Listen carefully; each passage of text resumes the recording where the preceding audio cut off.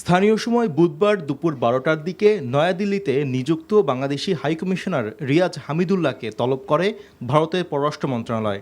ঢাকায় ভারতীয় হাইকমিশন ঘেরাওয়ের ব্যাপারে উদ্বেগ এবং বাংলাদেশি রাজনৈতিক নেতাদের ভারত বিরোধী বক্তব্যের প্রতিবাদ জানায় দেশটি। এক বিবৃতিতে ভারত জানায়, বাংলাদেশে শান্তিপূর্ণ নির্বাচন আয়োজিত হবে এমনটাই প্রত্যাশা করে দেশটি।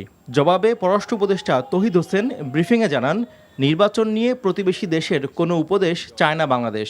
গত আগে ১৫ বছর ধরে যে সরকার ছিল, যে সরকারের সাথে তাদের অত্যন্ত মধুর সম্পর্ক ছিল, তখন কিন্তু এই যে নির্বাচনগুলি প্রহসনমূলক হয়েছে, তখন তারা একটু শব্দ উচ্চারণ করে না। এখন সামনে একটা ভালো নির্বাচনের দিকে আমরা যাচ্ছি, এই মুহূর্তে আমাদেরকে নসিহত করার তো কোনো প্রয়োজন নেই। আমরা জানি আমরা কী করবো। আমরা একটা ভালো নির্বাচন করবো যেটাতে মানুষ ভোট দিতে পারবে এবং যাদেরকে ভোট দেবে তারাই নির্বাচিত হবে, যেটা এর আগে গত ১৫ বছর ঘটেনি। তো এই জিনিসটা আমাদের কাছে সম্পূর্ণ অগ্রহণযোগ্য। দুদেশের সম্পর্কে টানাপোড়েন থাকায় হাই কমিশনারকে তলব করাও অপ্রত্যাশিত কিছু না বলে মন্তব্য করেন তিনি।